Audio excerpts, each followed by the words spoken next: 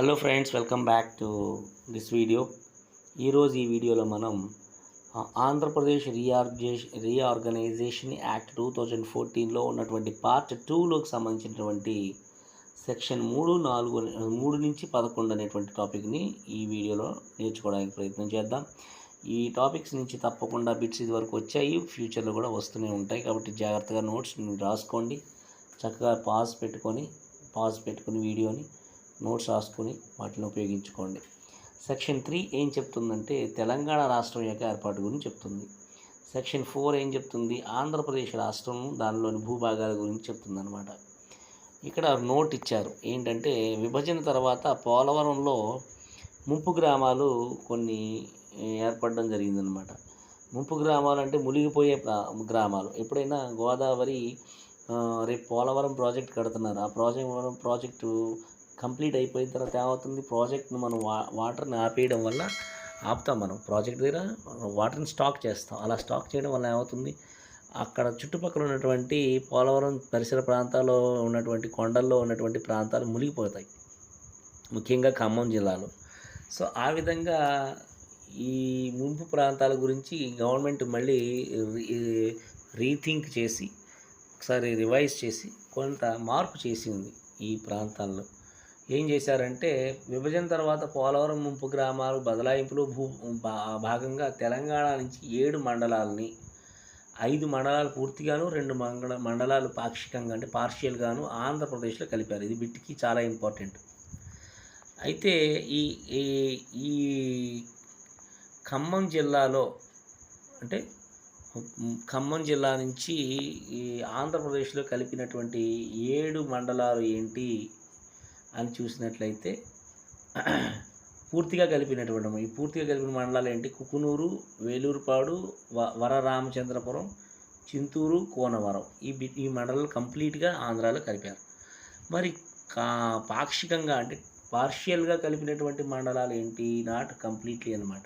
ఏంటి ఆంధ్రాలో కలిపినవి చూస్తే, భద్రాచలం రెవెన్యూ గ్రామం మినహాయించి, బోర్గంపాడు అంటే పినపాక, తర్వాత మోరంపల్లి, బంజారా, బోర్గంపాడు, నాగినేనిప్రోలు, కృష్ణానగర్, టేకులపల్లి, ఓకే, సారపాక, ఇరవెండ, మోతేపట్టి నగర్, ఉప్పాసాక, నెక్కిరిపేట, సోంపల్లి, ఈ గ్రామాలని మినహాయించి మిగతావన్నీ కూడా ఎక్కడ కలిపారండి? ఇవన్నీ కూడా పార్షియల్గా మనకి ఆంధ్రాలో కలిపారు అన్నమాట.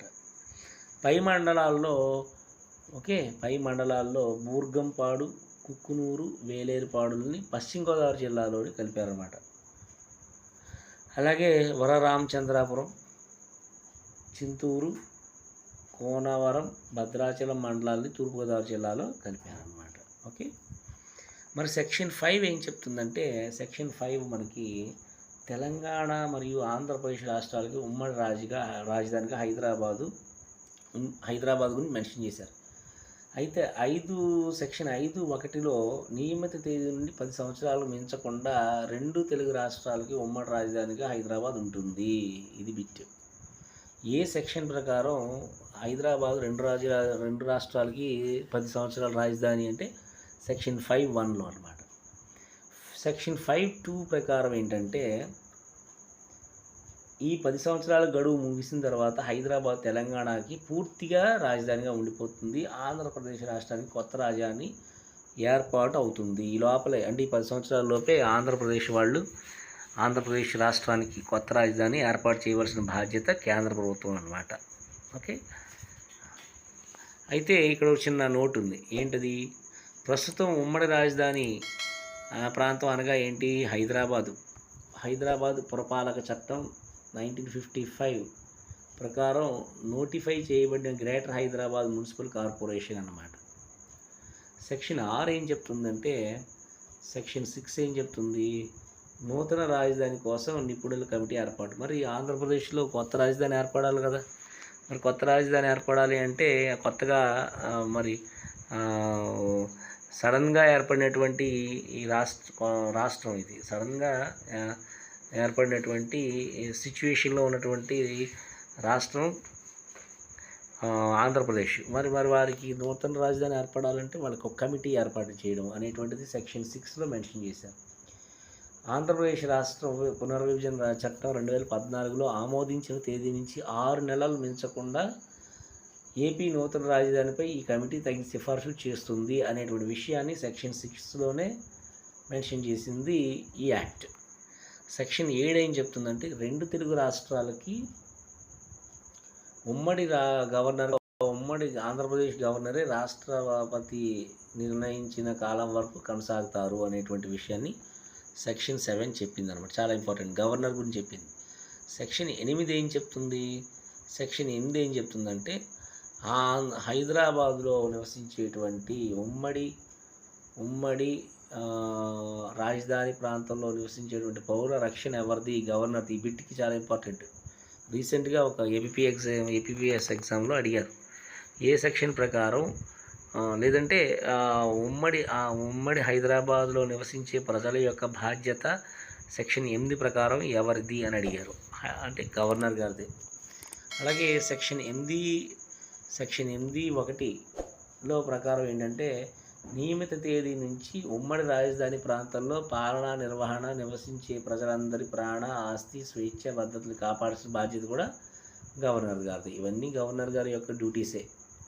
అవునన్నా కాదన్నా వారు చేయాలన్నమాట. అలాగే సెక్షన్ 8(2) ప్రకారం ఏంటంటే ఉమ్మడి రాజధాని ప్రాంతంలో శాంతి భద్రతలు, అంతర్గత భద్రతలు, కీలక సంస్థలు, ప్రభుత్వ భవనాల కేటాయింపు, నిర్వహణ అంతా కూడా గవర్నర్ గారిది. ఇవన్నీ గవర్నర్ గారి డ్యూటీస్. సెక్షన్ 8(3)లో ఏం చెప్తున్నారు? గవర్నర్ గారు తన విధి నిర్వహణలో తెలంగాణ మంత్రి మండలిని సంప్రదించిన తర్వాతే తన విచక్షణ అధికారం ప్రకారం నిర్ణయం తీసుకోవాలి. గవర్నర్ నిర్ణయం ఫైనల్, అంతిమం. దాన్ని ప్రశ్నించడానికి ఎవరికి వీలు లేదు. ఇది 8(3). సెక్షన్ 8 థర్డ్ క్లాస్ చెప్తుంది, థర్డ్ పాయింట్.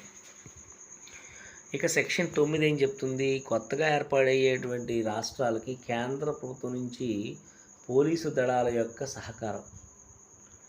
మరి కొత్తగా ఏర్పడే రాష్ట్రాలు ఏవి? 2 ఏర్పడినాయి. ఉండడానికి ఆంధ్రప్రదేశ్ అలా పేరు మాత్రమే ఉంది, కానీ కొత్తగా మొత్తం అంతా ఏర్పడింది, సిస్టమ్ అంతా ఏర్పడాలి. కాబట్టి ఈ రెండింటికి ఏర్పడినప్పుడు ఆంధ్ర అయినా తెలంగాణకి కూడా పోలీసుల సహకారం, ఎందుకంటే లా అండ్ ఆర్డర్ సమస్య వస్తుంది కాబట్టి దానికోసం ఈ సెక్షన్ 9లో మనకి సెంట్రల్ గవర్నమెంట్ ఇన్వాల్వ్మెంట్ కింద police help. So police help అనమాట. సో సెక్షన్ 9(1) ప్రకారం ఏంటంటే కొత్తగా ఏర్పడే 2 రాష్ట్రాల్లో అదనపు పోలీస్ బలగాలు ఏర్పాటు చేయడంలో కేంద్రం సహాయం చేయాలన్నమాట. ఎడిషనల్ పోలీస్ కావాలి కదా మరి, ఎందుకంటే కొంచెం ఇబ్బందులు ఉంటాయి, శాంతి అంటే లా అండ్ ఆర్డర్ ఇష్యూస్ ఉంటాయి. అలాగే సెక్షన్ 9(2) ప్రకారం ఏంటంటే హైదరాబాద్లో ఉన్న గ్రే హౌండ్స్కు శిక్షణా కేంద్రం నియమిత తేదీ నుండి 3 ఏళ్ల పాటు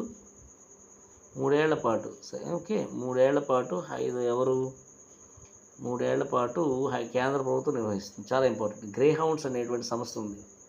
ఈ శిక్షణా కేంద్రం ఏం చేస్తుందంటే నియమిత తేదీ ప్రకారం అంటే జూన్ 2 నుంచి 3 ఇయర్స్ 2014 నుంచి 2017 జూన్ 2 దాకా సెంట్రల్ గవర్నమెంట్ వీటిని అడ్మినిస్ట్రేషన్ చేస్తుంది. ఆ 3 సంవత్సరాల తర్వాత 2 తెలుగు రాష్ట్రాలకు ఉమ్మడి శిక్షణా కేంద్రంగా ఈ 3 సంవత్సరాలు పనిచేస్తుంది. ఆ తర్వాత ఈ సంస్థ తెలంగాణ రాష్ట్రానికి మాత్రమే చెందుతుంది. ఓకే. సెక్షన్ 9(3) ప్రకారం ఏంటంటే 3 ఏళ్ల తర్వాత అవశేష ఆంధ్రప్రదేశ్ రాష్ట్రం, ఆంధ్రప్రదేశ్ ప్రభుత్వం ఏం చేస్తుందంటే 3 ఏళ్ల తర్వాత అవశేష అంటే మనకి రాష్ట్రం విడిపోయినటువంటి భాగం అన్నమాట. ఆంధ్రప్రదేశ్ ప్రభుత్వం ఎక్కడ ప్లేస్ నిర్ణయించుకుంటే అక్కడ ఈ గ్రేహౌండ్ శిక్షణ కేంద్రాన్ని ఏర్పాటు చేసుకోవడంలో మళ్ళీ కేంద్రం సహాయం చేస్తుంది అన్నమాట. సెక్షన్ 9(4) ప్రకారం కొత్తగా ఏర్పాటయ్యే 2 తెలుగు రాష్ట్రాల్లో తాము నిర్ణయించుకున్న చోట గ్రేహౌండ్స్ సంస్థలు ఏర్పాటు చేసుకోవడానికి కేంద్ర ప్రభుత్వం ఆర్థిక సహాయం చేస్తుంది. సెక్షన్ 9(5) ప్రకారం ఏంటి? 9(5) ప్రకారం ఉమ్మడి ఆంధ్రప్రదేశ్లో ఉన్నటువంటి గ్రేహౌండ్స్ ఆక్టోపస్ దళాలను ఆయా సిబ్బంది అభిప్రాయాలు తీసుకున్న తర్వాత 2 రాష్ట్రాలకి పంపిణీ చేస్తారు. తర్వాత వీరు ఆయా రాష్ట్రాల డీజీపీల కంట్రోల్లో పనిచేయాలి.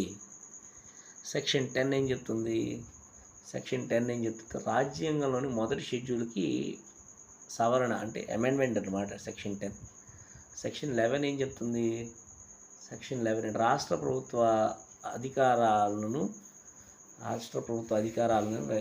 పరిరక్షించడం. కొత్తగా ఏర్పాటయ్యే 2 రాష్ట్రాలు తమ రాష్ట్రంలో ఏదేని ఒక జిల్లా లేదా ప్రాదేశిక భూభాగం యొక్క పేరు, విస్తీర్ణం లేదా సరిహద్దులను మార్చుకోవడంలో సొంత అధికారాలు కలిగి ఉంటారు అన్నమాట. ఇప్పుడు బైఫర్కేషన్ అయిపోయిన తర్వాత ఏదైనా ఒక ఊరు పేరు కానీ, జిల్లా పేరు కానీ, ప్రాంతం పేరు కానీ మార్చుకోవచ్చు అనేటువంటి విషయం కూడా మనకు సెక్షన్ 11 అనేటువంటి చెప్తుంది అనే విషయం మనకి ఇందులో తెలుస్తుంది. సో ఫ్రెండ్స్, ఓవరాల్గా మనం ఈ టాపిక్లో మనం పార్ట్ 2 సెక్షన్ 3 నుంచి 11 దాకా చూసాం. ఓకే, సో ఈ వీడియో మీకు నచ్చితే తప్పకుండా లైక్ చేసి షేర్ చేయండి మీ ఫ్రెండ్స్కి. ఎవరైతే ఎగ్జామ్స్కి ప్రిపేర్ అవుతున్నారో వారికి కూడా షేర్ చేయండి. And subscribe to our channel and press the bell icon so that you will get some notifications of our future videos. So all the best.